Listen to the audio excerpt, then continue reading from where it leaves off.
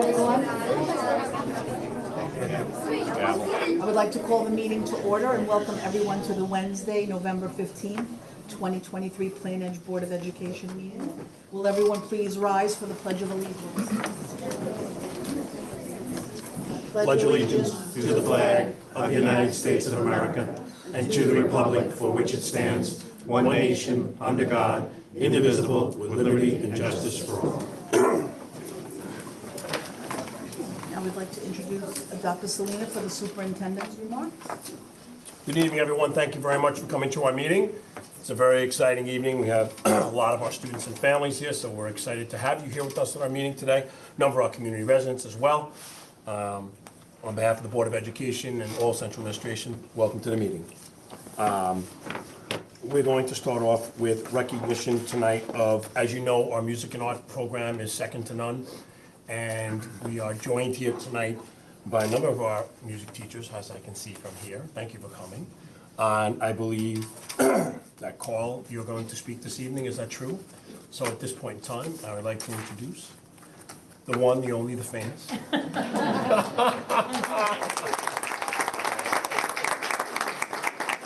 Good evening, everyone. I'm here on behalf of the Plain Edge Music Department, specifically tonight the high school music department. I know last month we were offered some recognition for some All-State students, and a number of them were not able to make it that evening because we were at the Newsday Festival presenting our halftime show.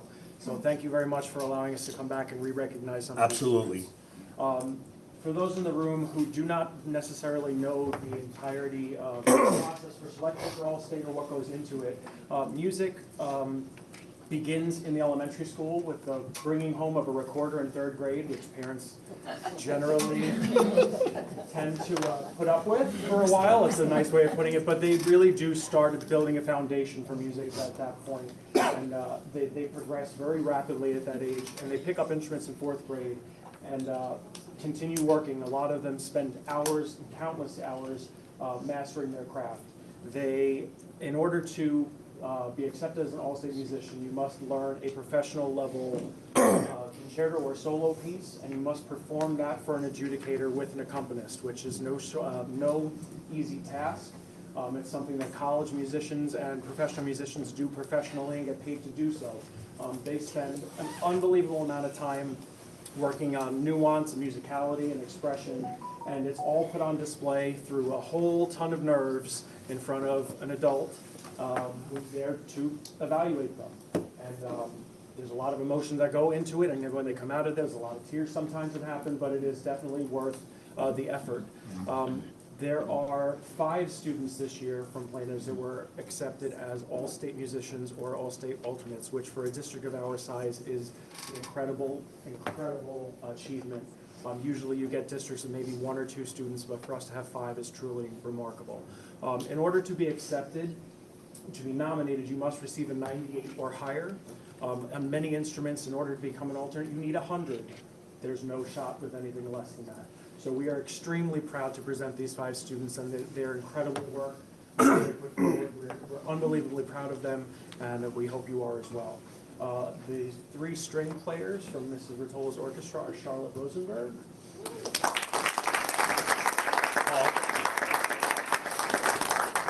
Ava Pallone,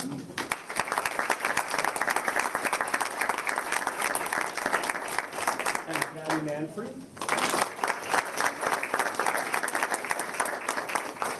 These 3 ladies all scored 100 last year and were all accepted as alternates, which in the world of strings gives you the understanding of just how competitive it is and how big of a feat that is. So congratulations, ladies.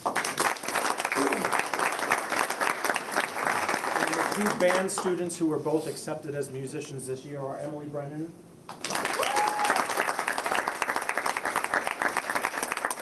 and Liz Neophytos.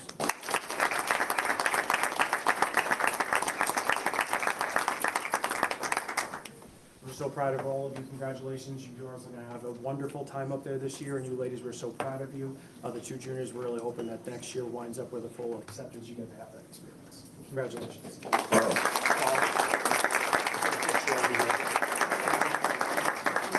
Let me interrupt.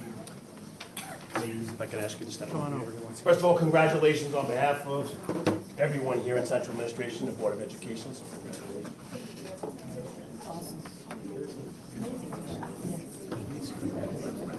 And, Go the other way, away from the screen. away from this step up here. No, away from. What do you want me to do? Away from the Oh, away away from from the those. poles. Okay. Yes. So what we away gotta from do the is poles. actually, so I'll ask the board to come forward. Board. Ladies, we're gonna go in this direction, yeah, 'cause they want me away from those TVs. Please. You're in front, obviously. Parents wanna take pictures, please come forward. Board members, please, it's filling around.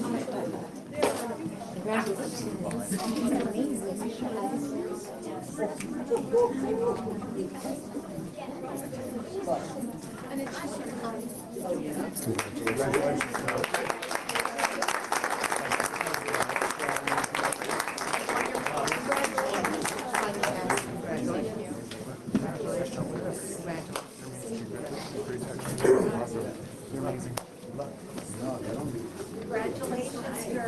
Congratulations.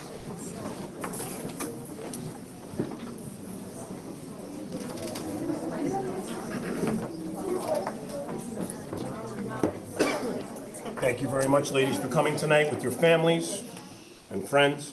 Next up, we have something that is absolutely outstanding, a National Merit Scholarship semifinalist, which is Mr. Ahmed Hamdan. He's here with us tonight, I see him. And we are going to have our principal, Lauren Iocco, is going to introduce him and speak a little bit about this amazing accomplishment. So at this point in time, first of all, I'd like to give a big round of applause to Ahmed, and he's here with his family as well.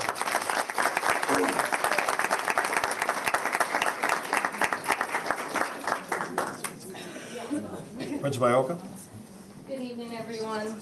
So it is my absolute honor and pleasure to talk about Ahmed Hamdan, and not just this one accomplishment, but the many things that make him an amazing, well-rounded student that Plain Edge is very happy and proud to have as our student here. I actually remember meeting Ahmed over the summer when he was coming in for his driver's ed paperwork so he can pursue driving. And that's just one of the many things that he's probably phenomenal at. So to start with, he had a PSAT score of a 1490, and then he went on to get an SAT score of a 1580, and a perfect ACT score of a 36. So let's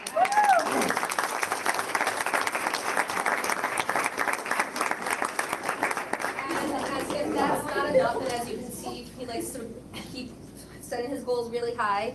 Prior to this, he had 104.13 GPA, but now he has gone up to 104.196 GPA. And if that's not enough, right?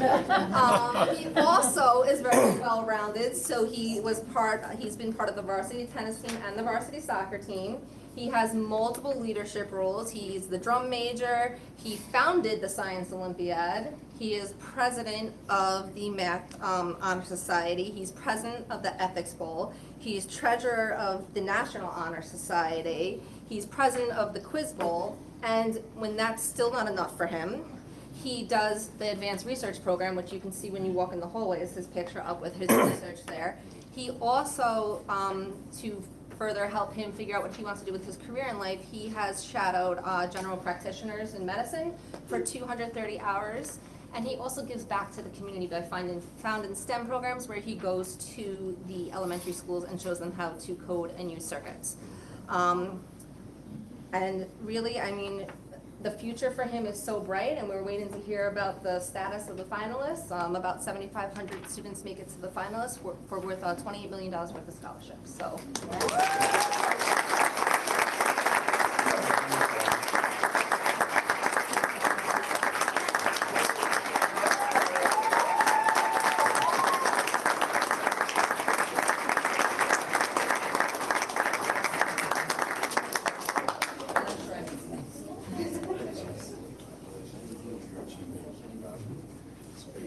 So we're going to take a couple of pictures if we could, please. I'll ask the board to step forward again. We're going to keep you moving tonight. Please. Obviously, if anyone wants to take pictures, please step forward.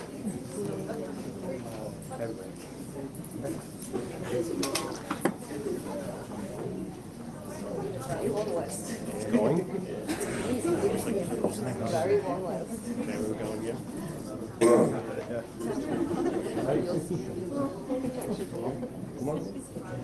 I am too, but it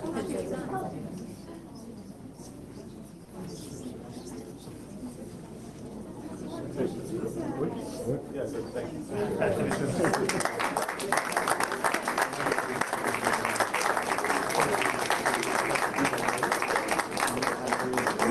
Good job.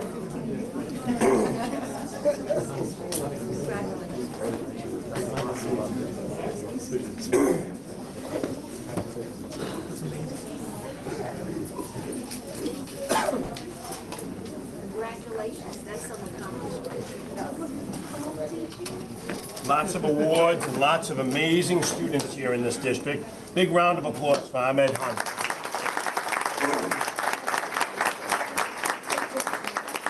Thank you for joining us tonight with your family. Up next, more awards, more students that make us proud, Plain Edge proud.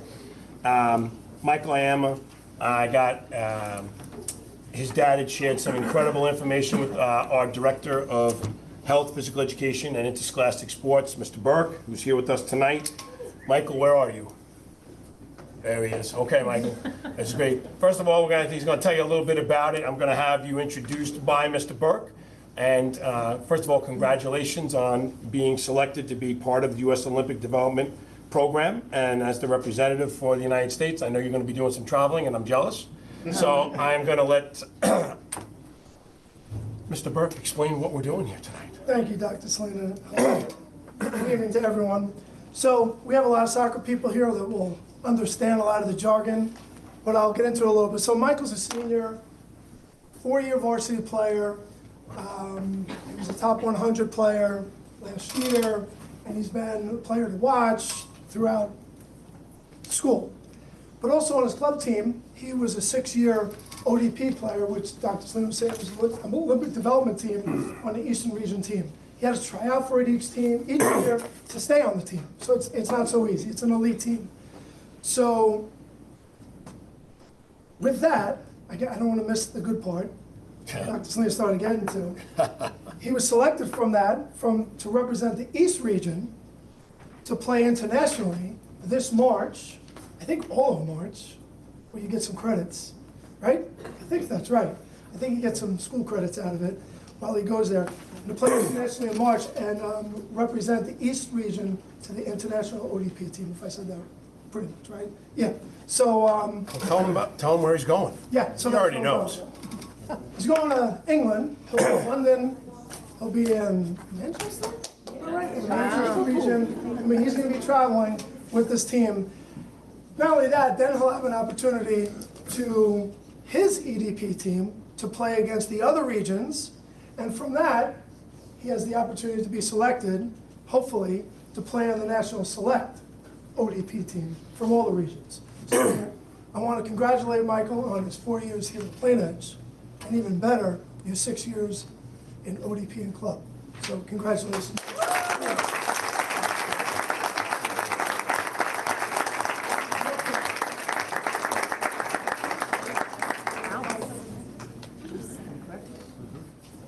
Congratulations on your achievement. We're going to take a picture here.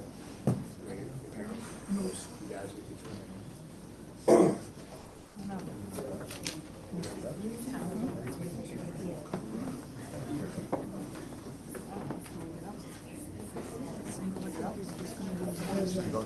Congratulations, big round of applause.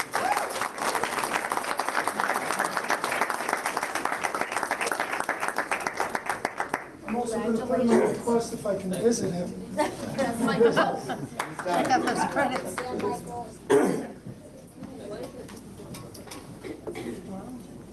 And if that wasn't enough celebrating, there's more celebration to happen now. So, I had the pleasure of attending the last game, the championship game, which was held out in Shore-on-Wading River. And actually, I have a tie to Shore-on-Wading River. I was the assistant principal and the technology director about 25 years ago out there. So a beautiful town, nice people, but we were the stronger team. And we did an amazing, amazing job. And we have, I tell people all the time, you know, just to see you play, regardless of the outcome, I'm always so proud. But we do have some Nassau County championships here, correct? So, yes, I think that's why we're here, correct? That's right. Yes? Congratulations.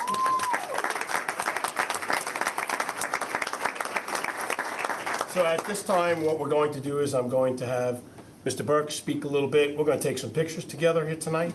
And we also have a surprise. We brought the banner so we could get some real pictures, which is a surprise because usually you only get the banner when you're at the actual event, but TJ Burke had some connections and was able to get it for us again so we can take some more pictures.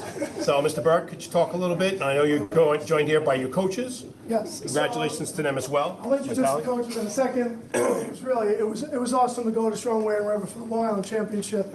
And I will say Dr. Salino, was people coming up to him, some happy, some mad, some were, hey, you didn't hire me. That was the worst decision you ever made.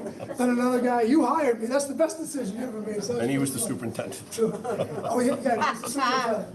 But, so in the coaching world, winning one game is hard. Winning a tournament is hard. And really, winning one game is hard. So we've had the girls soccer team, had success throughout the year. There were 3 teams that really battled for the conference, and they were right there. Game ahead of varsity media. I mean, they were a lot of fun to watch. It's a lot of night games, especially with the sun going down early, but the road was rough for them. They won pretty well at the first home game in the playoffs, our girls varsity soccer team. Then moved on to the semifinals, playing North Shore, right? I have to remember that, playing North Shore, up 1-0, close game the whole time. North Shore scores at the almost buzzer. So if it was basketball, it would have been good. But in soccer, they kicked, horn went off, then the goal went in. And you saw North Shore celebrate, and then a second later, referee comes out of the middle and says no goal. So we won the semifinals 1-0, not having to go to overtime, which was fantastic. Then they move on a couple of days. Halloween, I think. Yeah, Halloween. For son's birthday. So we go back to the same place, which is Cold Spring Harbor, and they play a tough Seaford team that really gave it to them. I thought we were better, and that Seaford played a really, really good game against them. And we had to prevail in overtime to score in the first couple of minutes of overtime. So that was really it was a heck of a goal, and it really was a full teamwork effort. Coach Yvonne Swain was the assistant coach. Coach Michael Vitale is the head coach. You know, when you go around, you talk to all the teams in August, it's sunny and it's nice and it's fun. You get these girls late October, there's fire in their eyes and they're ready to go. So, first time ever, Plain Edge girls soccer won the Nassau County Championship.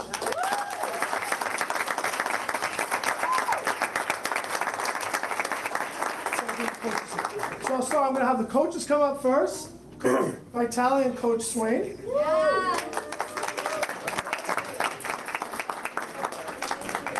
Yes, I did. I don't want to say steal. I did borrow the banner. Why did I say basketball? We could do it again. No.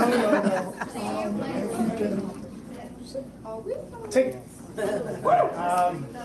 I hate speaking, but I guess I have to. So thank you, Dr. Slater, the rest of Central Office, and the board for having us here, recognizing these young ladies on their outstanding accomplishment. TJ Burke, thank you every day. You supported the team, you supported everything we needed. When I needed the field at 8 o'clock at night, you made sure we had it. And again, thank you for dealing with me. To my coach, my assistant coach here. Obviously, a coach is as good as their assistant. She has brought so much talent to this team, and the girls just really love you. And I just thank you each and every day for being part of the For the parents, our #1 fans. Obviously, the support and encouragement you give us each and every day and every game is outstanding. You know, we wouldn't want a game ever without you guys in the crowd. So thank you very much. All right, ladies, said I'm not gonna cry. I might, but whatever. Listen, Coach and I told you, we've been working hard since last year. Summer, winter, some of you the last 4 years you've been on the team, some of you 3, some of you 2, some of you new first year. We told you day 1, this is our year, right? We said that at the first meeting. This is our year. We knew what we had. We knew how hard you girls were gonna work, and the drive each and every day, whether it be in practice, at the videos in the classroom, whatever we did, you always gave 110%. And I said this before, we spend more time with you, or I spend more time with you than I do my own kids, and I wouldn't give that up for a world. That's how much fun we have with all of you. All right. You girls know how I feel. I mean, it's a sad moment because I'm graduating. I think 13 seniors. They're going off and onto the next journey. So proud of all of you. I don't know. Thank you. You girls did a great job. This is the memory you're gonna have forever. First ever Nassau County Women's Soccer Championship for Plain Edge. Congratulations.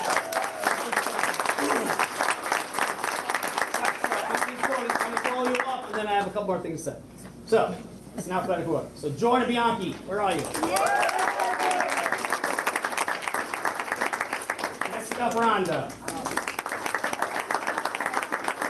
Aiden Harrison. Amanda Marteau.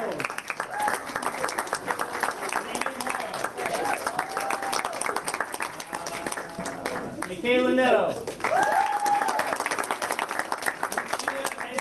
Petroselli.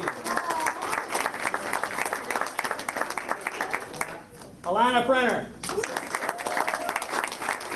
Sarah Reed. Gabrielle Rodriguez. Melissa Russo. Ava Russo. Sophia Santalachi.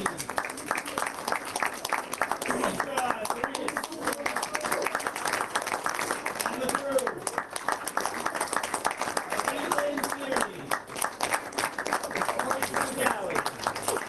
Mary Rose Berkeway. Ada Flori. Allison Younghand and Lucy Younghand.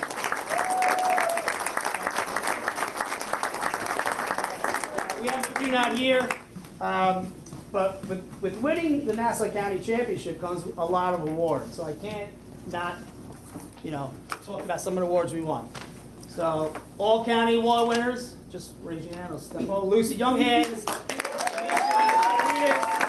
and Caitlin Tierney. All county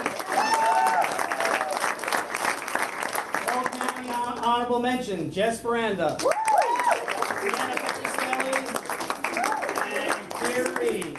All conference award winners, Mary Rose Rubio, Hayden Hattersburg.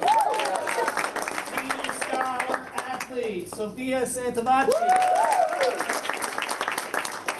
Now, I've only been doing this about 5 years, and I've never had these 2 awards, and we're in a meeting with all the coaches, and I truly didn't even have to nominate them. They came to me and said, "You putting these 2 players up for an award?" I said, "Yes, they have them."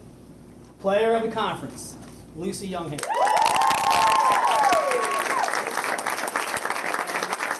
Goalie of the conference.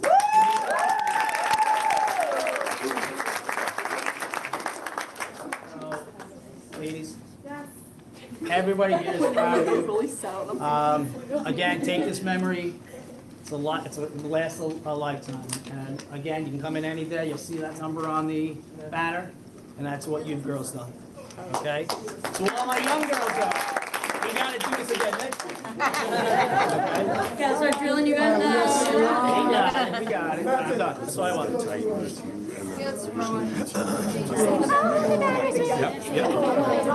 Girls, I'll do one picture of your team and your coaches. You want to girls, step back.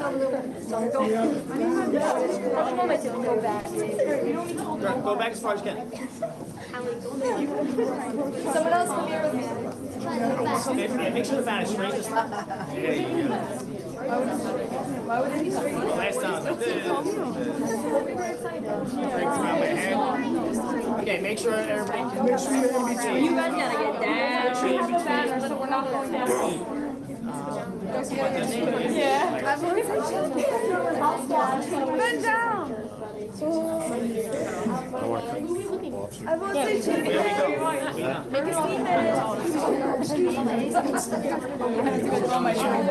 can't see you, so yes, over here. There you go, I can see you now. I want to make sure I see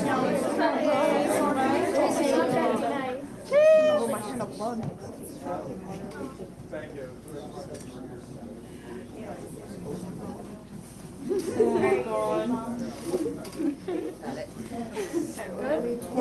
Mr. County Champion.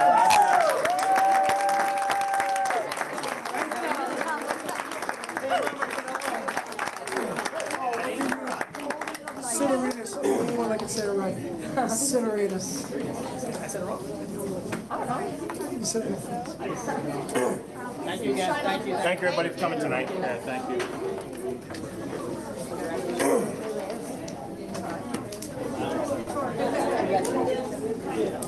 A couple other announcements. I want to thank, first of all, the families for being here tonight with us, and all the student athletes and our students that excelled in their educational performance. And that was Ahmed Hamdan, as well as Michael Ayamer as well, and of course, all of our musicians. So I'd like to congratulate also a couple of other things that are going on. Tomorrow is a very special Best Buddies program presentation.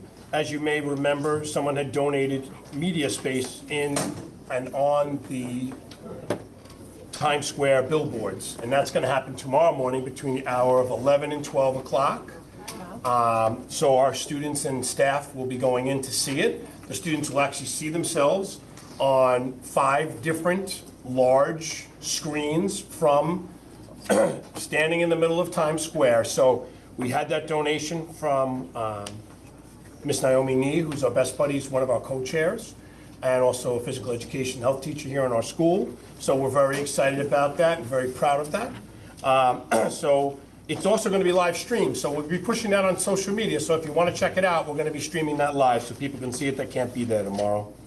Plainedge High School has earned bronze recognition on the 2023 AP School Honor Roll and has received the AP Access Award. The Honor Roll recognizes schools whose AP program is delivering results and broadening access for students. We have a really cool opportunity coming up. Our STEAM event, Edge of the Ocean, is a special opportunity for our pre-K through grade 5 families to experience a virtual field trip to the Texas State Aquarium. I had a little preview of it. I'm actually going to definitely be attending this one. It takes place on Monday, November 20th, between 5:45 and 7 o'clock at Plainedge High School. We sold out, and so we're very excited about that. It should be something that's pretty amazing up on the 3 large screens that we've installed inside of there with an amazing sound system as well. Congratulations to the Plainedge High School Yearbook Club Advisors, Mr. Madden and Ms. Smith, for their hard work and dedication on the 2023 yearbook. Their efforts have been recognized nationally with a gold level recognition in Jostin's Program of Excellence. They've done an incredible job. Congratulations to both of our teachers. Save the date, Season of Lights celebration, December 14th, 6 p.m. Be over at Plainedge Park. More info to be released. The District Art Show is coming up, and it's November 16th, 7 p.m. in the Brian Moore Center. It will highlight the work of over 100 student artists. It'll be on display. It's always a great time. Admission's free, and it's great for the whole family, so please do come on out. And I've shared this with the community before, and the board. Plainedge Public Schools is proud to be hosting the Spring Special Olympics for New York State Games on May 4th, 2024. We're looking for between 400 and 600 volunteers, so we'll be scouring the land to find. It's a very big event to pull off. It will all be held on this facility here. We'll also be using the Farmingdale Public Schools Aquatic Center for the swimming component, because swimming has become a really heavily attended sport for Special Olympics. So we're excited about that. We'll be forming our own team as well that will be competing in this. And we'll be partnering with the town of Oyster Bay, my good friend Joe Saladino, as well as Andy Rothstein and Ernie Weber. And also, the entire Special Olympics team, and they're local people, nice people, looking to help us. Plus Farmingdale, I'd like to give a shout out to their superintendent. Paul I've known Paul as a friend for many years. He has given us basically his playbook. He did it for 2 years, and he's been very helpful. Bridget Murphy, TJ Burke are heading this up as the leads, doing a great job. There's a lot of work to be done, but I want to just keep bringing it up so people know about it. We'll be promoting it. You'll start to see stuff coming out via social media to all the homes. So that concludes Superintendent's remarks at this time. I do have one more item I'd like to speak about. So it's National Board Appreciation, and I always speak a little bit about this because the Board of Education Appreciation Month is commemorated in the fall every year. It was always in November. They switched it about 5 years ago to October. We've always kept it in November. I'd like to seize this moment to express my heartfelt gratitude to the outstanding Board of Education trustees who tirelessly dedicate their time to ensuring a top-notch education for all plain ed students. Serving as a board member requires a truly special person. The responsibility extends far beyond what meets the eye. Board members collaborate with the superintendent to guarantee that every dollar is maximized for impact in the classrooms, directly benefiting children, whether endorsing new instructional initiatives, funding innovative programs, or supporting various classes. Our board members selflessly invest their personal time in the best interest of students and their families. They're present at district events, classroom visits, and unwavering student support for our athletes is only the tip of the iceberg. They also make themselves available for regular communication with me, staying informed about all the events in the community. It's a partnership. Additionally, they attend board meetings on a regular basis, which can at times be long and tedious, but it is part of their commitment as elected officials, volunteers, as they deliberate on budget items, policies, and educational mandates and initiatives. Their hard work is never ending. As one class graduates, and a new fresh set of faces, 4 and 5-year-olds enter our pre-kindergarten and kindergarten classes, which we're always so excited about. When asked about the benefits or the rewards of being a board member, they come in various forms, but it is really about the knowledge that they can positively impact our child, every child in this district. This year alone, our board members have supported the implementation of exciting new ed programs, extracurricular opportunities, and facility improvements that enhance the community and our children's classroom learning experiences. Furthermore, when possible, our board members take personal time to enjoy our children's performances in holiday concerts, after-school clubs, athletic events.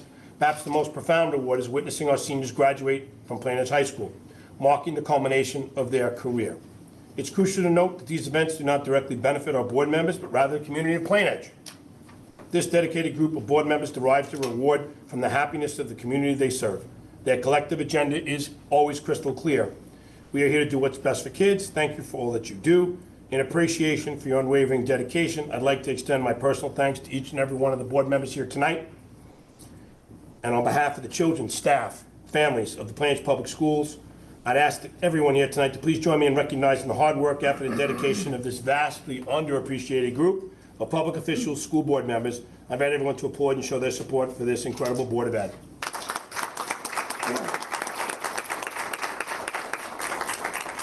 Thank you for your service. And that concludes the superintendent's brief at this time. Thank you, Dr. Sonia. Approval of the minutes of the October 17, 2023 meeting. Do I have a motion to approve the minutes of the October 17, 2023 meeting? Dr. Neto, do I have a second? Mrs. Maggio, all in favor? Opposed? Abstaining. Mr. Spagnolo. Okay, 6 in favor and 1 abstaining. Warrant reports, 31, 33 to 35, 38, 40 through 42. Do I have a motion to approve warrant reports 31, 33 to 35, 38, 40 through 42? Mr. Paris, do I have a second? Dr. Neto, all in favor? Okay, Opposed? 7 in favor. Treasurer's report, September 2023. Do I have a motion to approve the September 2023 Treasurer's report? Mrs. Townsend, do I have a second? Mr. Paris, all in favor?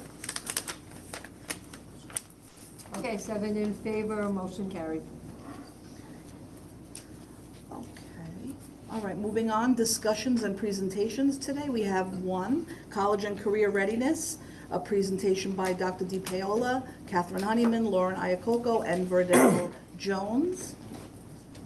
And we will begin that now. College and career readiness.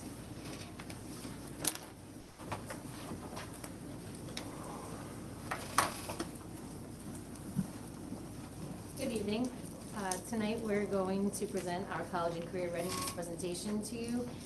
So we're going to start off with our SAT test. So as you know, SATs have become optional in some schools and so forth. We continuously outperform the state and the nation with our scores. You're going to notice a little bit of changes from the previous years of how the data is. So if you recall, it used to be reading, math, and writing when they separated it into 3 parts, and then they made the writing optional. So if you remember last year, you saw scores for writing that looked like 4, 5, and 6, and our students had averaged about a 5 and a scale of 2 to 8 on the writing, those who took that writing component. Now the SAT took it, and they made reading and writing skills section, and they took away the writing part. So you will not see that component of it. So with all these changes, we dipped a little bit. However, we still outperformed the state by 20 points and the nation by 22 points in reading and writing. In math, as you could see here, again, we dipped a little bit. So did the New York and the nation. But again, we outperformed them by 37 points for the state and 45 points for the nation. So when you combine that in the average SAT score, we look at from New York to Plain Edge, we outperform them by 57 points and the nation by 67. And we continuously give our students the free SAT and ACT prep courses that our students are able to come at free of charge. So, those become pricey for parents, so we're happy that we're still able to offer that to our students here. So this year will be our first administration of the new digital version. SATs are going digital.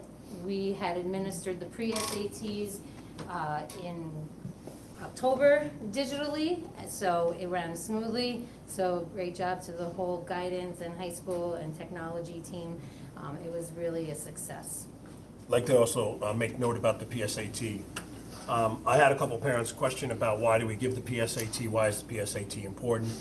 We know statistically that students will perform anywhere between 9 and 12 additional points higher on the actual SAT by taking the PSAT. It's the first run for them. It's the first time that they're actually experiencing the format, so it's something that we think is very important. And we do dedicate the day for that, so the kids do come in and participate in it. When we used to leave it optional on the weekends, many years ago, participation was dramatically lower. And we believe that it had a negative overall impact, especially on SAT scores, and ultimately could be had a serious negative impact to college acceptances. So we've been very happy with the results, and we see a good correlation between the success of our students and participating in the PSAT. So the ACT, or the American College Student Program, is also an option for students. Some students challenge it. As you can see here, are a number of students that have been challenging that has dipped quite a bit. You saw we had 203 students taking the SAT this last year, and 49 students recently took the ACTs. Our numbers came down a little bit. Actually, this is the second year in a row that the national average was below 20. We're still well above that. We're actually in the 70th percentile in the nation, which means 70% of our students are outscoring those in the nation. So we're doing very well. And as mentioned previously, we offer those prep tests, those prep sessions to make sure that our students do want to challenge it, do very well on it. As far as AP exams, we know you hear a lot about our AP exams. We had 361 exams taken this year amongst our 851 students. You can see it came down a little bit. Again, these are tests that children choose to take. We have the dual enrollment program, which does sometimes combat that, so students will choose to do the college credit in lieu of the AP. So sometimes that will cause it to dip a little bit, but our students are doing, as you see on the next slide, very well on our AP exams as well.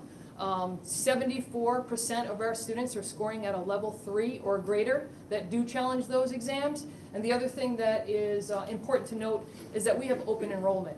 And what that means is that students can choose to challenge these AP tests, and they don't need to be in prerequisite courses or recommended by a teacher.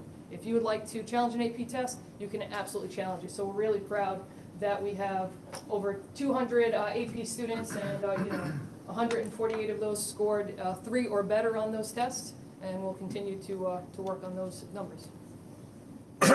Dr. Selena had mentioned this earlier today. I'm just going to expand upon it a little. I thought I got out Well, of your his thunder, sorry. Apparently He always not. steals the thunder. I get excited when I hear this stuff. I was gonna say that before. That's the best part. This is because of all those great AP scores this year. Our school was recognized by the AP Honor Roll for bronze recognition. So the way that you receive this distinction is there's 3 different components, and it focuses solely on the senior class. So that's why the numbers of students up here look a little different than the overall numbers we saw before. So college culture means a senior had taken the exam, so almost 50% of all of our seniors have taken at least one AP exam by the time they graduated, and this doesn't include the college classes that they take as well. So for that, we got a bronze. For college credit, it means that of the students who were graduating, at least they got a 3 or higher on their exam, so 75 of the students who took these AP exams who were seniors got a 3 or higher, and that puts us in the silver range, because we had 34% of them who took it and also earned a 3. And college optimization, what that does is it says that the students took 5 or more exams total in their high school career, with at least one of them being in 9th and 10th grade. And for that, we scored platinum, which is the highest we can get. So overall, with 3 categories, you have to have the minimal for each one. So we were awarded the bronze, and so about 2,600 schools in the whole nation can get any type of honor roll distinction. And then we also, as Dr. Selena mentioned, got some different AP awards as well. And as Ms. Honeyman mentioned, we are an AP for All Access, where we provide access for everyone. So the AP Access Award focuses on the percent of graduating students overall of what's considered underrepresented or low-income students who were able to access the class compared to the overall graduating class. And if your percent is equal or higher than that, then you will receive the AP Access Award. And then finally, this AP Scholars, we had 64 students total last year who were recognized as some type of AP Scholar, and it depends on the number of exams they take and the average score they got. So we had 39 students who were called AP Scholars, and that means they had an average of 3 or more on the exams that they took of at least 3 exams. To be an AP Scholar with honors, you had to have an average of a 3.25. I had to write this down, it's a lot. And they had to have a 3 or higher on 4 or more exams. And then to be an AP Scholar with distinction, which is the highest distinction you can have, you had an average of at least a 3.5 on all of your exams taken, and a score of 3 or higher on 5 or more exams. So our AP program is doing very well, and the students are proving to be very successful on it. Okay, so I'm going to talk about college admissions and attendance. This, the information here tells you how many applications. Oh, sorry. This shows you how many applications actually went through the guidance office. So for the class of 2023, we had 1,563 applications that were actually processed through our guidance office. We saw an increase in applications. I mean, we've been doing some things to have our students really have engagement or interaction with the college reps. This past, for this fall, we actually had 23 individual college representatives come in to meet with our students. We've also had college mini fairs, those happened in the fall, and we had over 100 colleges come in to meet with our students. So that one-to-one connection with those college reps is really important for our students to get in front of them to learn about the college, but also the college reps learn about our students and they kind of become familiar with them. So that's that information. And this is the average applications per student. So for a class of 2023, it was 7.2 was the average applications that students actually submitted. And that's really, we like to encourage students to stay in that range. You want, you know, a safety, a target, and a reach. And this kind of, this is, we encourage them not to apply to too many colleges, but we also want to make sure that they get enough colleges that they apply to where they can get some acceptance in. This is the percentage of students that were accepted, that applied, and it stayed on par with what we had last year.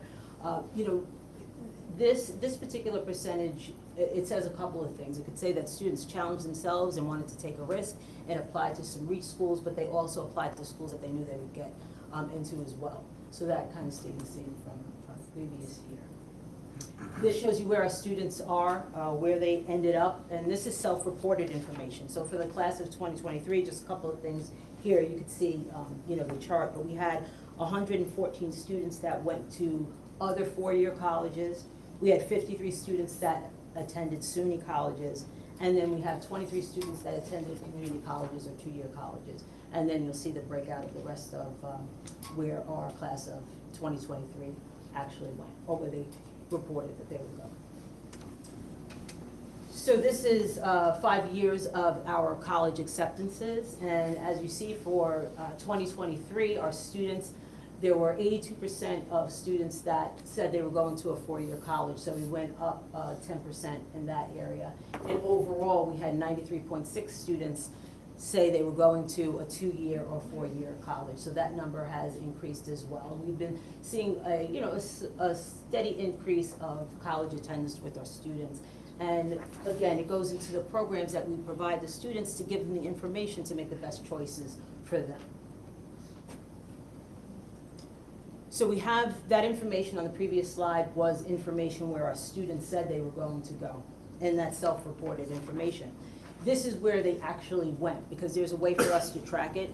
It's not 100% in the fact that some colleges might not be on that list, but we had, for the class of 2022, we had 81% of our students actually attend college. And if you look at the previous slide that shows where our class of 22 went, 86.6% said they were going to college, but we did have a little bit of attrition there, and that's normal.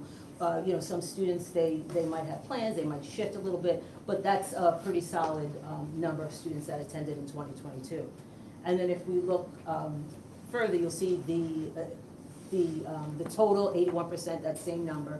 68% said they were going to, or 68% actually went to four-year schools, and 13% actually went to two-year schools. Again, and if you look at the previous slides, you'll see that 72.5% said they were going to a four-year school, and 16.1% said they were going to a two-year school. So again, those numbers aren't that far off. There wasn't much attrition in that information where they actually ended up. For the class of 22, we don't have the class of 2023 information yet, because we do get this information through our BOCES. But this is where the class of 22 actually went compared to the region. So 68% Plain Edge High School students went to four-year, and the region we have 67%, and then you'll see the breakdown of two-year. 13% of our students went to two-year, 12% in the region, and then we have the unknown. In other words, we don't know where those students, they didn't enroll in college, so that's that number there. So this is one of my favorite charts. It takes me a little while to figure it out, but once I figure it out, it's really a good chart. So this tells you how long it takes our students to actually graduate college. So if they're going to, and this is based on four-year colleges, so if they're going to a four-year school, our class of 2018, we had 48% of our students graduate in 4 years. And the region had 43% of their students graduate in 4 years. The national graduation rate is about 33, a little bit above 33%. So our students are successful in finishing in 4 years as compared to the region and also the nation. Now, if you look at the class of 2016, a lot of people measure students graduating from four-year colleges based on the 6-year graduation rate. And the average 6-year graduation rate is actually 57%. But if you look at our students who graduated in 2016 from Plain Edge High School, you'll see that 64% of our students graduated in the 6 years, and opposed to the region, which was 58%. So our students are pretty successful. When they go to college, they are continuing as compared to the nation and our region. So some things we have going on in the world of guidance and college and career. This is, I'll talk a little bit about the high school. At the high school, we have programs for the students where we have professionals come in to tell students about their careers and encourage them. We've had a number of professionals that come in to talk to our students. We're going to continue that this year as well. At the middle school, we have a project that students do that's career-based. In about 4 years, this is our 4th year at the elementary school implementing our Bright Futures Week. Last year, we had some magnificent, just really, really remarkable speakers to talk to our students.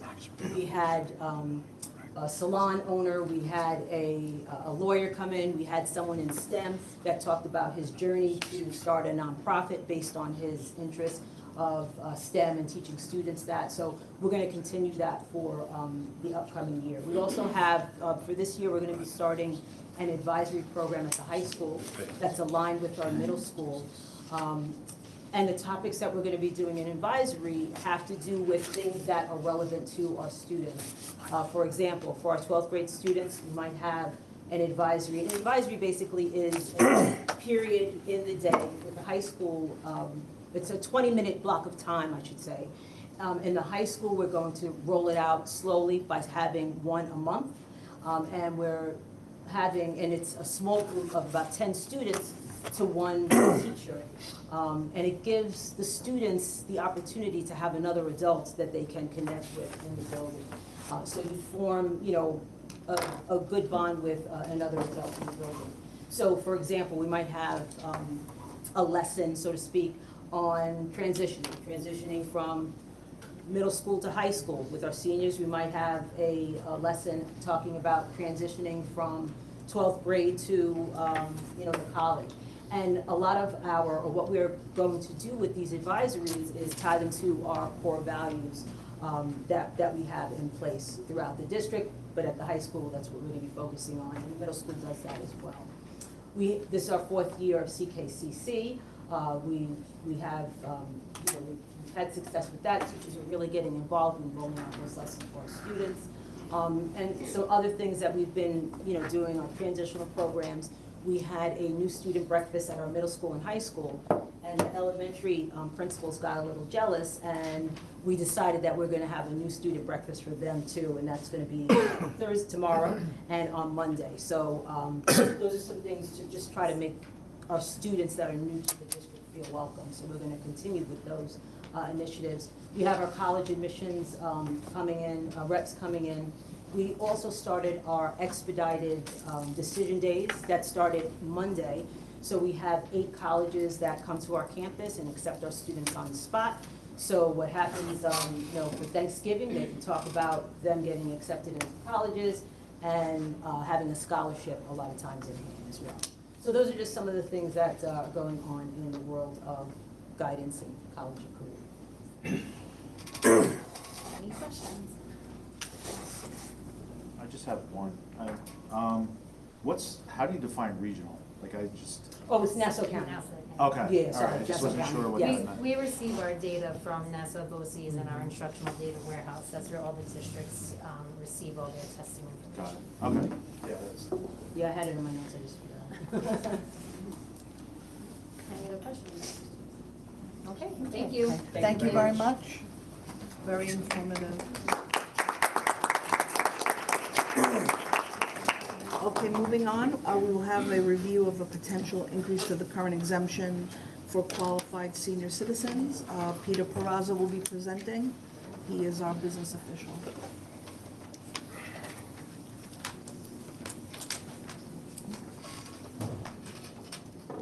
Thank you.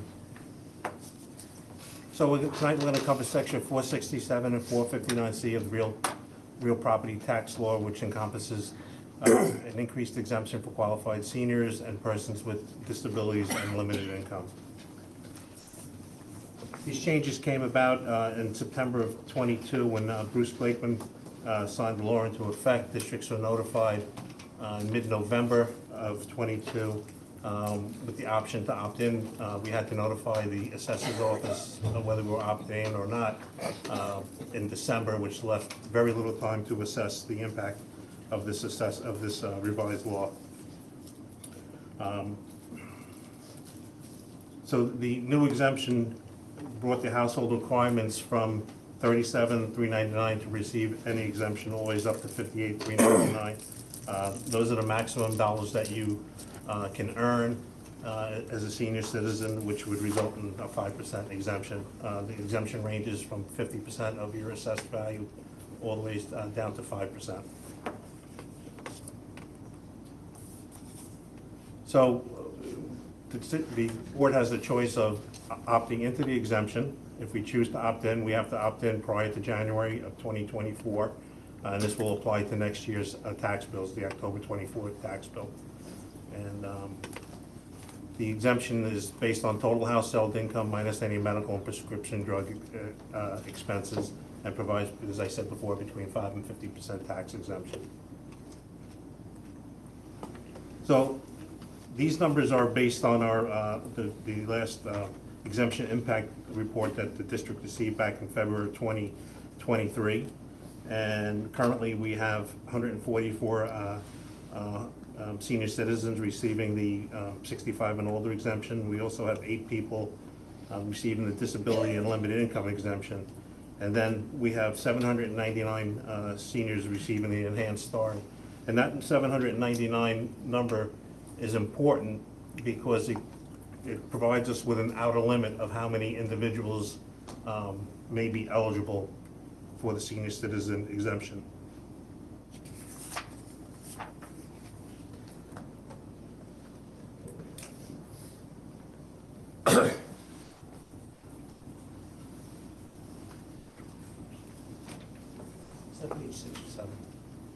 Seven. Okay, that's 6, okay. So this is the current exemption and the ranges of the exemption. You can see that if you make $29,000 or less, you receive a 50% exemption from your taxes. And all the ways up to $37,399, you receive 5% exemption.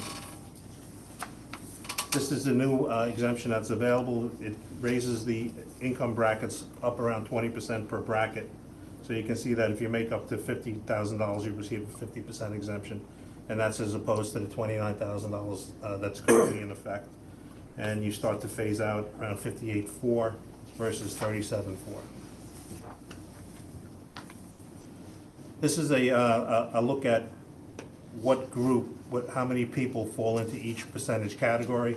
113 residents currently receive the 50% exemption, and you can see by the percentage 5, 10, 15 how many people receive the exemption. The majority of them are receiving the 50% exemption, and interesting to note that every person that receives this exemption would automatically qualify for the 50% because the income range under the old exemption is lower than the starting exemption at 50%.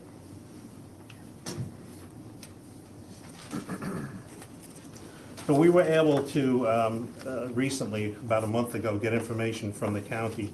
The county adopted this exemption last year, and they were able to provide us with the exempt value of Class 1 properties within our district. And the exempt value of those properties totals $28,181 versus $24,582, which is a difference of $3,599 of exempt value. This is a look at our tax levy from last year, and I'll try to explain how this works. So the district tells the county how much it needs to balance its budget for the coming school year, and the district levied $68,695,000. The county provides you with what they call the adjusted base proportion, and that tells you what percentage of that $68 million to get from each of the 4 classes of property. In Nassau County, there are 4 classes of property. Class 1 is 1, 2, 3 family homes. Class 2 is residential rental properties, co-ops and condos, utilities and commercial property. We are quite heavy in Class 1 properties in this district. Almost 90% of the tax monies that the school raises comes from Class 1 properties. And the Class 1 property is the class that this exemption impacts. I just want to point out, and I know you've heard me say this before, that any exemption that the district gives its resident is transferred onto the remaining homes in the district that don't receive the exemption. So as I said, the district levies a dollar amount and it receives that dollar amount. So in this instance, the qualifying seniors would receive an exemption and the remaining households in the district would pick up the amount of that exemption in their taxes. This slide shows the impact of that shift in taxes based on the information that the county provided. And it wasn't a very large increase. As a matter of fact, it amounted to $15.42 per home, shifting to the remaining Class 1 properties. The district has a total of 6,161 Class 1 properties in the district.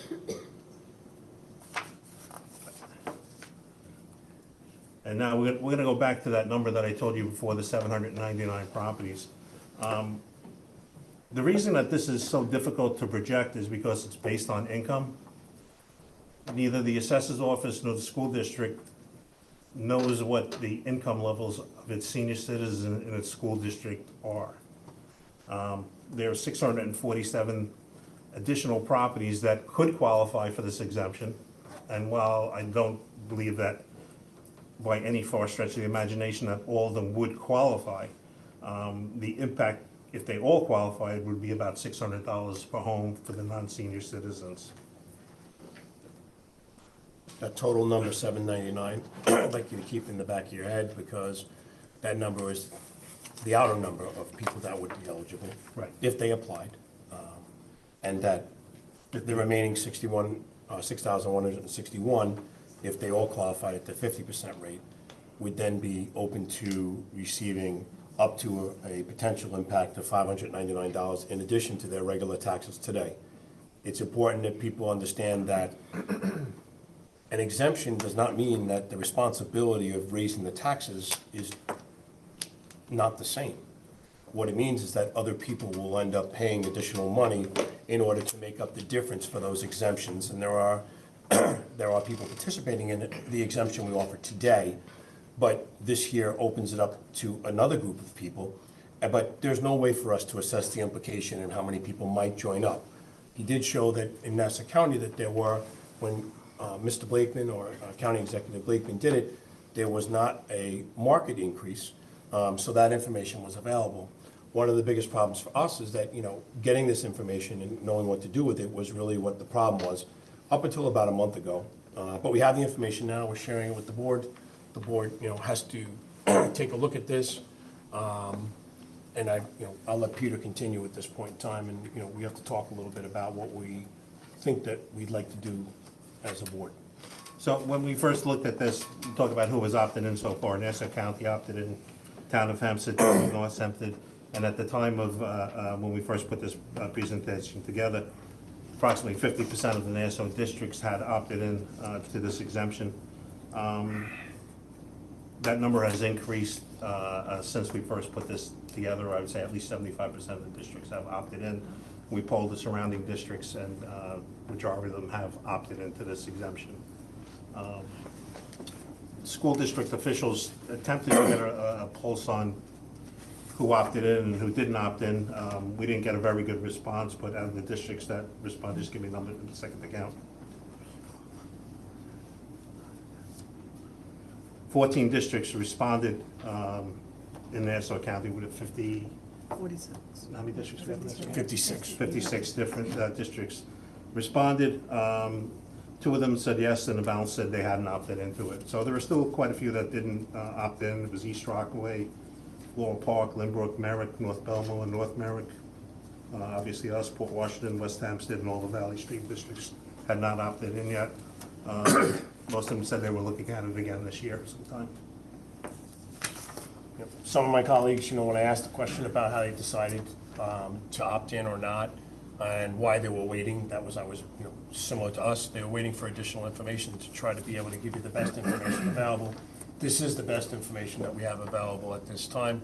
Like I said before, I wish I could tell you, I could give you a financial projection for what the actual impact will be. Should people sign up for it, we can give you the worst case scenario, but from there, we need to make a decision. about, and talk a little bit about what people are thinking for, specifically for the Plain Edge community at this time. So, at this time, what I would like to do is open it up for questions. If we are to consider that for the following year, we would need to decide before January. And we still have time, you know, if we make a decision to do anything. But at this time, what I'd like to do is kind of open it up and take questions from the board at this time. Peter, would you know our neighboring districts, how many adopted the, The neighboring, the surrounding districts adopted, so you all have? yeah. Okay. So I just want to understand correctly that this applies to the seniors where their household income had that amount that was on the Yes. slide. Mm-hmm. I mean, to me, we have a very large senior community. If their household income is below that threshold, I mean, to me, it seems like a no-brainer to say okay to it, to be supportive of them, because they still live in this community, and that they are part of our community that continues to support our schools, and the quality of the education that exists in our program.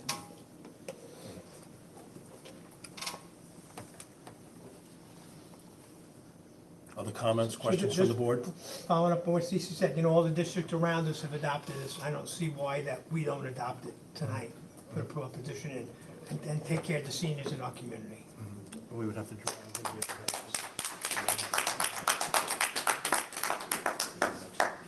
Other comments from the board? So, at this time, I'd kind of like to talk a little bit about next steps, and Peter can kind of talk a little bit about that. We would be prepared at the next board meeting to draw a resolution that the board could consider and vote upon. And that would still give us the timelines necessary in order for us to make the deadline so that we would be able to put it in place for October of ¡24! So it always is the year, it follows in the October following the first of the year. So the board would have to provide us with at least consensus about what they'd like us to do at this point in time. And I think you should just take a consensus and just to see what people think. It is all people in favor of having the resolution drafted for consideration for the next Board of Education meeting, and then just find out what the board members. I just have one more question. If a family applied for this, does it exclude them from other reductions that the state can, that the county can offer? Star exemption. So everything would remain the same? Right. It doesn't give them something and then take something else away? They're not linked to anything. Okay. The exemptions. All right, so we will make a, Nothing. We just wanted to take. Consensus? You know, just basically consensus, find out. All in favor of drafting the resolution for next month for your board's consideration? You're not acting on this tonight. You'll be acting on this in December, should you provide me with that direction. I will draft the resolution, I will work with the attorneys and Peter. Yep. And we'll have it for the board at our next meeting, which will be in December, which will meet the deadline for filing with Nassau County, which will place this in effect for those people that qualify for October 2024. Good. I'll work on that, and we'll have that ready for the next meeting. Very good. Thank you, Peter, for your Thank you. presentation. Thank you. Thank you.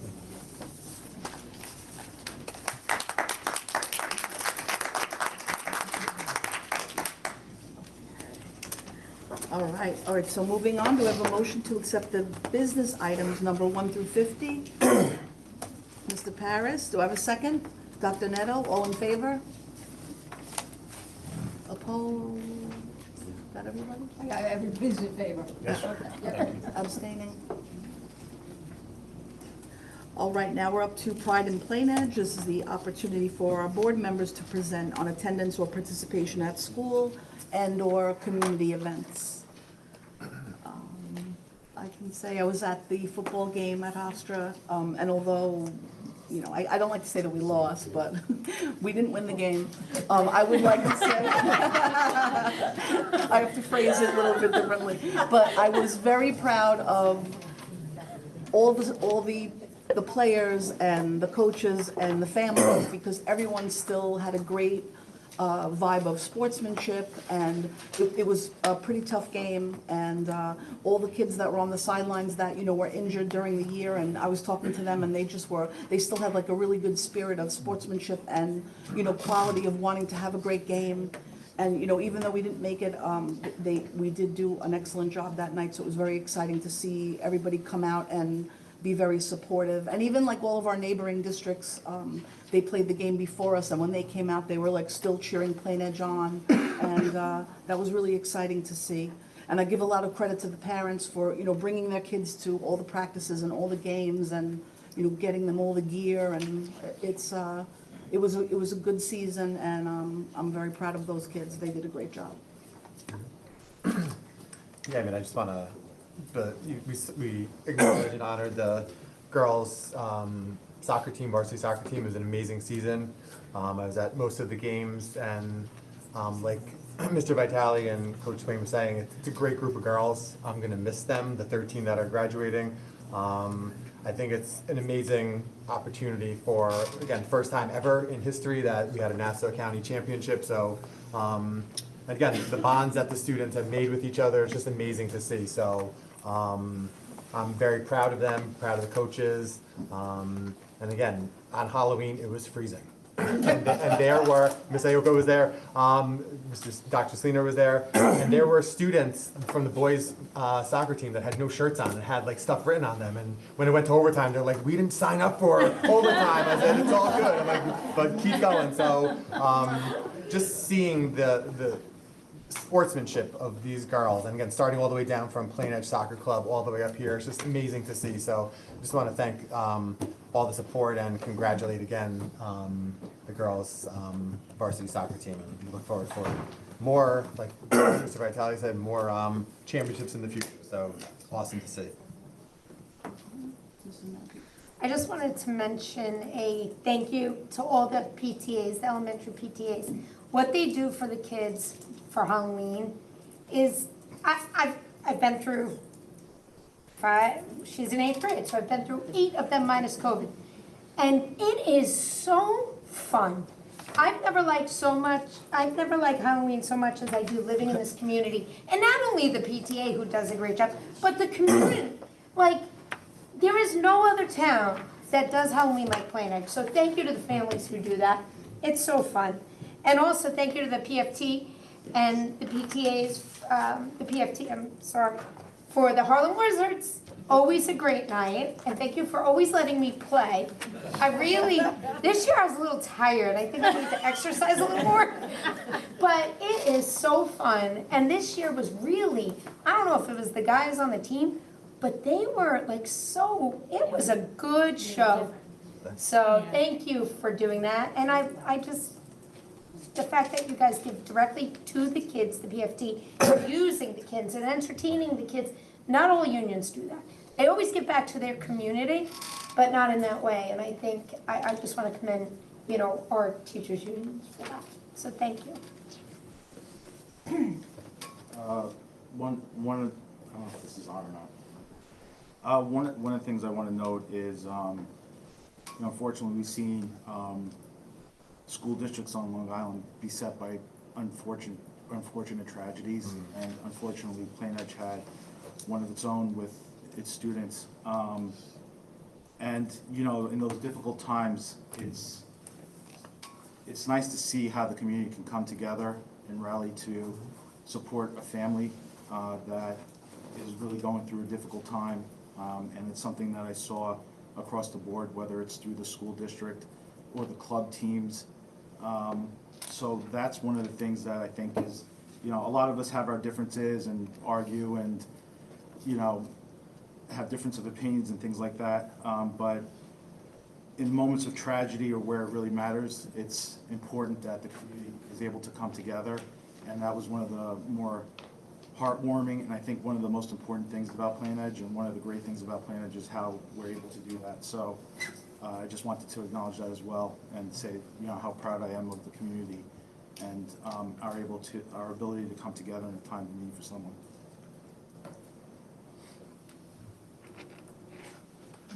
Thank you, everyone, for sharing tonight.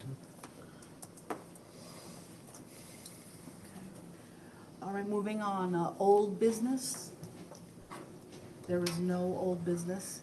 New business, there is no new business. Informational reports, do I have any questions on the informational reports?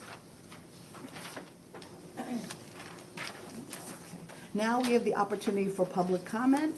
All comments are directed to the Board of Education president. Each speaker is limited to 2 minutes in total, and each speaker is expected to use the microphone and clearly state their name. So if we have any public comment, now would be the time to speak. Hello, Hi. Joe Garcia.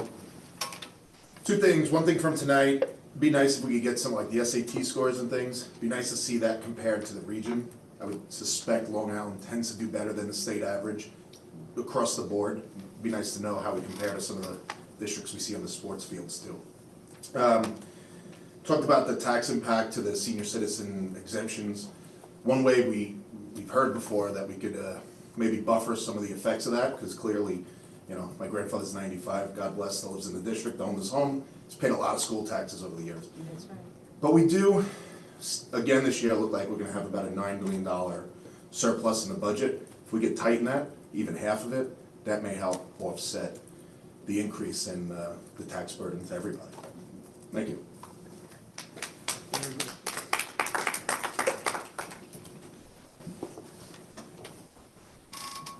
My name is Mark Worthman. I'm a senior. The one thing you have to remember, as a senior, you're pretty much on a fixed income.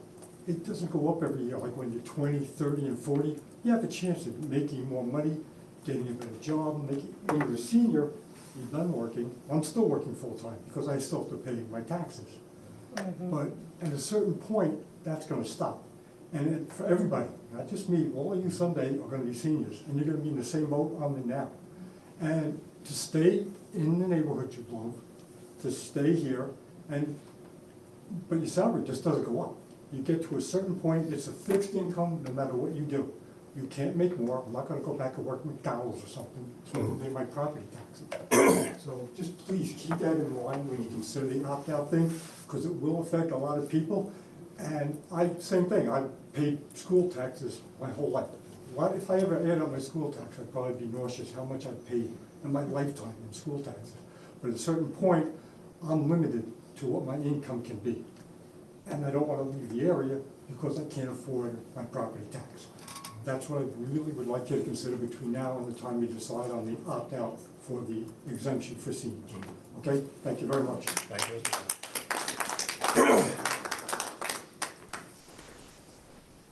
My name is Flora Shimborski. My children have come to Plainedge. My son is now 50, my daughter is 46. It's a wonderful school district. It really, really is. When I first came here, we came from Brooklyn, 44 children in a class. Came here, it was 18 kids in a class. It's a wonderful school district, it's a wonderful community. I am a senior now. I've been out of work since 2008, okay? I'm fortunate enough, at this point, I can pay my taxes, but it does, like the gentleman said, your income does not go higher. The little bit that we get from Medicare, the little increases. So it would be nice to go, I mean, when I went and my children were here, I was making money, we were doing well, okay? I didn't mind paying taxes. I thought it was wonderful. The community is a great community. Where can I move to? I'm not going to move out of here. My children are still here. My grandchildren. And that's important. So please consider that. You're young now. Someday you will be older. And what happens then? You know, so I really would appreciate if you to consider something like that. Thank you. Thank you for your comments.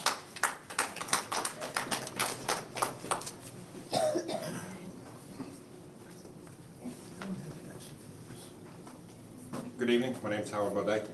My son is a senior in Plainedge High School. I have more of a question than a comment. Dr. Nadian, Yes.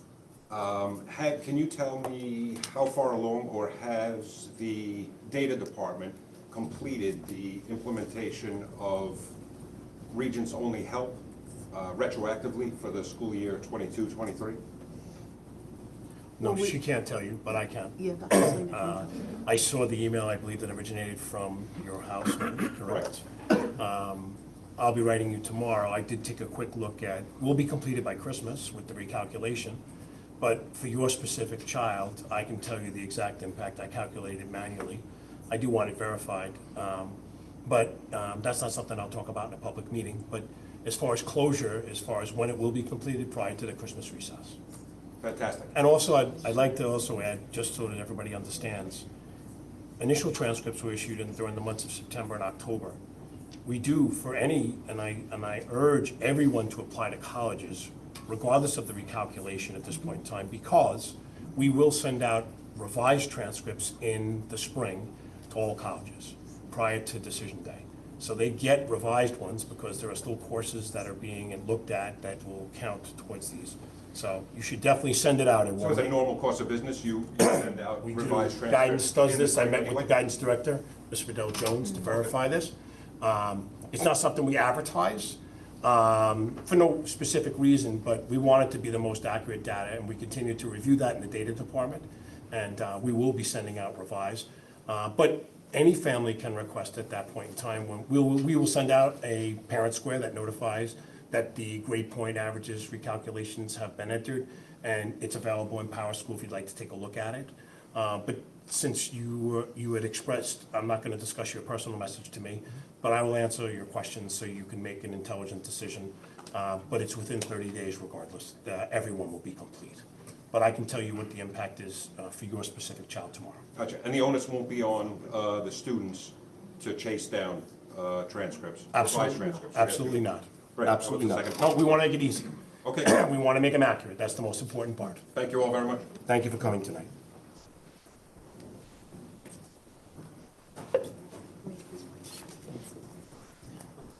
Hi, I'm Andrea Worthman, Mark's wife. I just wanted to make a statement regarding the senior taxes. We're living here 18 years. My children were grown when we moved in, so they didn't have the privilege of coming to these schools. I wish they did. But my attitude when somebody would say to me anything about school taxes, it takes a village to raise a child. And now I think the village needs to give help with the seniors. And that's all I wanted to say. Thank you. Thank you, Ms. Wood. Two things, please. First thing, yeah, the opt-in, opt-out thing. Can you, just a request to let us know as soon as possible what you decide. We had some confusion this year. The county sending us one letter and then getting information. It was just confusion. So we did some investigative work, we cleared it up, but you'll let us know the neighbor, you'll let us know as soon as what. You're welcome to attend our meeting if you'd like next month. If you're not able to, you can live stream it if that's something you'd like to do. Okay. But the information will be readily available to all people what the decision is. Great, because we got a bill and it's a surprise, and these kind of surprises are. Number two, I actually went to Allstate when I was 17 years old. When I came here and I saw this, got the memories, it was an incredible experience to be with other musicians from all over the state. I had never heard an upstate accent before. No, they said we had accents. They told us that we had accents. Well, no, they were all laughing at my accent. But it was an incredible experience. It's nerve-wracking for the kids. For me, it was because you're given a very complicated piece to do, and you got to put it out there in front of a judge, and you get your little comment back. And anyway, I was grateful, and I was blessed to be able to go. This was back in never mind when it was. It was in the Catskill Mountains, though, with Kayamesh Lake, the Concord Hotel. Concord Hotel. Yeah. Anyway, what I want to say is this: I'm doing research in art education, doctoral program. Art and music are usually the first things to get cut. Not in Plain Edge. That is Ever. great to hear. Yeah, that's really, because it's. We keep building our programs. Yeah, it's evident, yeah, because. Can you just state your name? Maridakis. Okay. Yeah. Thank you. No, keep going. That's all, anyway. Thank you for your Very comments. impressive tonight, this is, and to see the kids again. Okay. Thank you. I just want to make a comment. My son was also All-State in 2018. He was the first plain edge student to be All-State after many, many years of not. And he got in for piano and drums, and he had to choose. So he ended up doing piano because there were no piano players, and they had a lot of drummers. So he said, all right, I'll do piano. So he Very did. wise. And we went up there to do that. And again, one thing I want to connect between the college readiness and also with music and art is that don't stop playing your instruments, because when you go into the four-year college, you can be in the band, the orchestra, the chorus, and you can continue doing that. Not to mention the fact that my son got a lot of scholarship money because of the musicianship. He went to New England Conservatory and graduated. They pretty much paid for that. So music and art is something that people don't realize. You may get more a scholarship advantage than you would for academics. It doesn't end with college either. I went on Keep as playing. an adult. I'm a speech pathologist. I didn't become a musician, but I continued with the music, and it wound up being a second job for me, and wound up playing in Renaissance bands and stuff. It was a blast. It all started out with high school, with my high school. It's wonderful. And just like Mr. Thank you. Sievertson mentioned about Allstate, it Yeah. really is extremely prestigious and difficult and stressful to complete that requirement, What an and it's incredible amazing. experience for the kids. Yeah. It's an amazing experience. Absolutely. So, yeah, they're very lucky. Okay. Thank you. Thank you.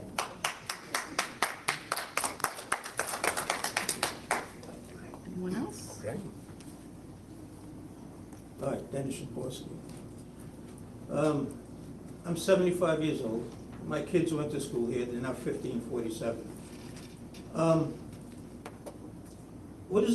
How does the board feel about the taxes that they keep on going up? What do you guys feel? I mean, do you feel it's right? The senior citizens that, I'm sorry, sir. This is a comment period. If you'd like to offer comments, it's not a question and answer period. I'm sorry, sir. If you have any questions you'd like, you can always submit them to our district clerk, and she'd be happy to get back to you. No. I just want to say this also. A lot of the seniors are becoming disabled. A lot of the boomers, the baby boomers, are Vietnam veterans. That took a big impact on these people, and you have to consider that. These military people, my husband has done 2 tours in Vietnam. Thank you for your service.